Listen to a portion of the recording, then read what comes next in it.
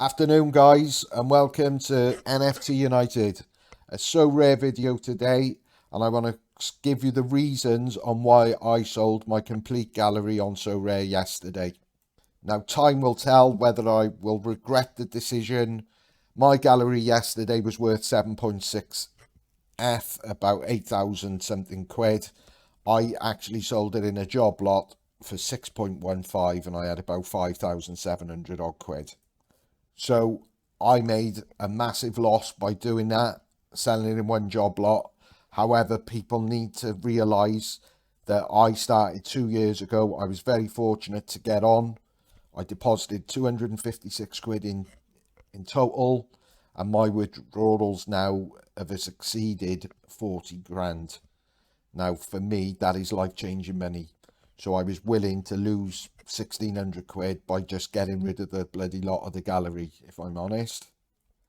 Now, the reasons I've done this. Number one, I wanted to diversify. Like I said, my gallery was roughly around 8.5 grand. I didn't want 8.5 grand just in one platform. I haven't got the money in my real life. There are other projects I want to get into, and I couldn't fund it. So that the only way I could is by doing what I've done today or yesterday. I don't want all my eggs in one basket. I'm confident Sorare will be around for God knows how long, but I'm confident they'll be here to stay. However, you never know. So I don't want that risk of having 8.5 grand in a gallery, in a platform, wake up one day, try and log on, and the thing's fucking just disappeared. The second reason I've done it is I believe I was coming stale on Sorare.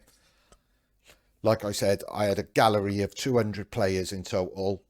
I didn't have a clue on how the market was going.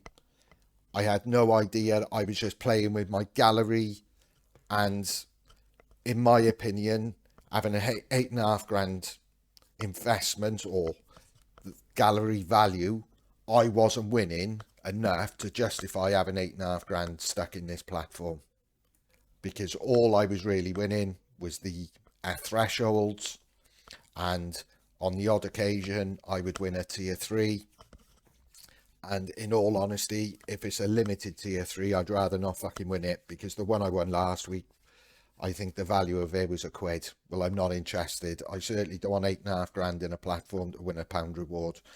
Not my cup of tea. And thirdly, and I've only realised that this now since selling the gallery, is I cannot believe the value there is, especially in rare cards, on the market today. It is mental. They're almost as cheap now, certain cards, of when I first started the platform. I can't get my head around it. And like I said, because I wasn't actively buying players all the time, I really wasn't keeping an eye on the market, so I didn't have a clue on what was going on. But in my opinion, to get an F grinding team now, the ROI on offer is sensational, because the rare cards are so cheap. Now, I'll show you that I have bought back in a few players, and I'll just go through my team now, because I just want to explain what I'm on about in terms of this F threshold.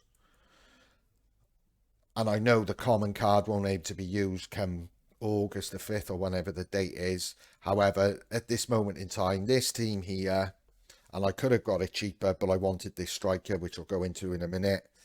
I got that team for about 640 quid. No, it might have been a bit less than that, 540 quid. So basically, common goalkeeper, Matt Hedges, good solid centre half for Dallas. This is not pumping, but I'm just giving the reasons why I bought him for 78 quid. He's been in the MLS team of the year since 2014 on about 4 occasions. So for that price, a good solid defender who scores reasonably well. Brian Lozano plays for Santos Laguna in Mexico. He broke his leg. Prior to doing that, the season before, he plays as a winger, and his goal and assist record was outstanding. So I'm just hoping he gets that form back, and he's also their penalty taker.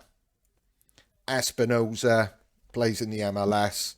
He'll chip him with a goal and assist. So that's the sort of player I want to look for in midfielders who get decisive scores.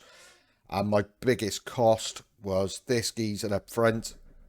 And the story behind him, originally, I paid £9 for him about 18 months ago. He was going to go to prison because he killed someone on the way to training. He was pissed up or something.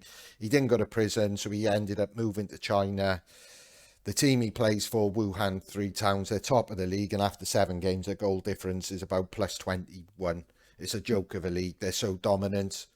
However, he's not started the season great. He's scored and assisted twice, I think. However, I'm of the belief when he starts banging him in, his price is going to shoot up. There's only 27 rares of him in circulation on the platform. I don't think they can produce any more because he's playing for this club in China. So that team, like I said, costs £540. My hope is within 3-4 months, I'll get that return just purely on our thresholds, and that's all I'm playing for. I'm not going to win cards. Very unlikely with a common, and definitely when you need a rare card, because my intentions are I'll try and buy a starting goalkeeper, a rare, but I'm certainly not paying over the odds just to win the thresholds. My plan would be is to buy a young goalkeeper who doesn't start in the hope that he will break into the first team in years to come. So like I said, I am confident within 4 months, by the end of the season at the latest, whatever that's cost me, I will have had returned in our threshold wins. And that's why for me, and this is a controversial, some people might say it's controversial, but this is the only way to go, especially playing on a small budget, because I believe the ROIs are better this way than by buying a limited team. However, I know there will be people who will disagree with that. Now, I'm not slating commons by the limited cards. The only league that I really enjoy on the limited is the Underdog League. Cheap team there, including a starting goalkeeper for £68. If it wins something, great. If it doesn't, I'm not going to lose any sleep on it, to be honest. It's a bit of fun, and it gives me an opportunity just to put another team in.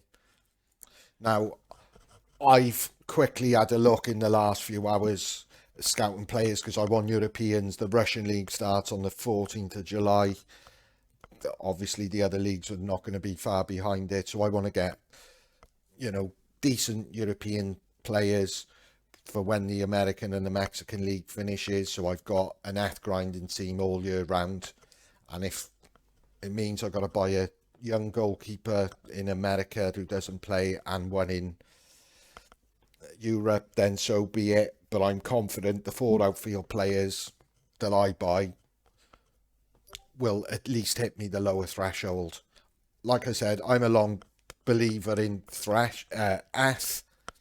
all my target is now, without having £8.5 because it's going to be far less now, my gallery, I will aim to win $50 in every game week, hopefully, and I'm just going to try and bank that up for when the next bull run comes and hopefully goes ballistic, and I just want to bank it up and then see what it's worth then. That's my plan. Whether it works is another thing, but I'm confident in it. So we'll see how it goes. Like always, guys, this isn't financial advice. This is just my opinion on playing the game for almost 2 years. It's your money. You've got to play the game on how you feel is right for you. So I just wanted to give you an update because I've had people tweeting me what's going on, why have you sold your gallery, etc. So I just wanted to let it all go out there. I haven't replied to anyone. I just thought I'd do the video so everyone knows. So thanks for watching, guys, and all the very best in the upcoming game week, and I'll see you soon.